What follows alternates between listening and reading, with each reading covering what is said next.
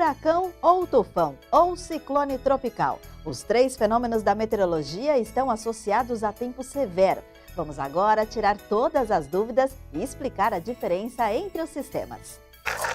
Os furacões nascem sobre as águas quentes dos oceanos, geralmente regiões onde a temperatura superficial da água ultrapassa os 27 graus.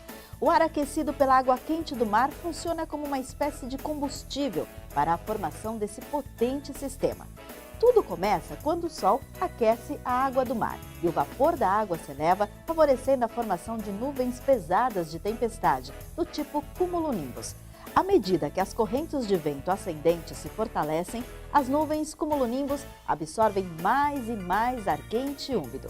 Carregadas de umidade, essas nuvens se juntam e formam um sistema de baixa pressão atmosférica. São grandes redemoinhos que começam a girar mais rápido sobre o oceano, indicando que um furacão está prestes a se formar. O primeiro estágio desse sistema é chamado de depressão tropical, quando os ventos chegam até 50 km por hora. Passando disso, o sistema ganha força e se torna uma tempestade tropical. E quando a velocidade dos ventos persistentes atinge 119 km por hora, tecnicamente, a área de tormenta vira então um furacão. Bem no centro do sistema temos o que se chama olho do furacão. Mas veja só que curioso, apesar do nome ser sugestivo, de dar a impressão que é algo assustador, lá no olho da tempestade, tudo é calmo e tranquilo. Vamos dar uma olhada na lateral de um furacão. As fortes correntes ascendentes sopram nas paredes dos cumulonimbus, em torno do olho do furacão. Lá na alta superfície, os ventos sopram em direção ao centro da tempestade. Por dentro do olho, as correntes de vento sopram de cima para baixo, fazendo com que essa área seja mais estável, sem nuvens carregadas, apesar da baixa pressão.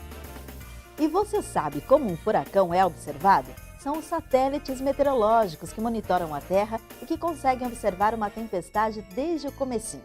Quando um furacão é detectado, os centros de monitoramento podem enviar um avião meteorológico de observação para a área do fenômeno. E é lá, dentro do olho do furacão, que a aeronave de reconhecimento coleta dados de pressão, temperatura, precipitações, velocidade e direção dos ventos. A força de um furacão é medida pela escala Saffir-Simpson, que vai de 1 a 5. É a intensidade dos ventos que classifica o furacão. Um furacão de categoria 1 tem ventos de pelo menos 119 km por hora. No nível máximo da escala, ele pode ter ventos constantes acima dos 249 km por hora. Quando toca o continente, os danos causados são totais. Ocorre destelhamento na maioria das casas, árvores e outdoors são arrancados e podem ocorrer grandes inundações com a intensa agitação marítima e elevação das ondas. Mas conforme o furacão avança por uma área terrestre, ele vai perdendo intensidade por causa do atrito. E quando os ventos enfraquecem, eles simplesmente viram uma depressão tropical que aos poucos se dissipa sem oferecer mais riscos.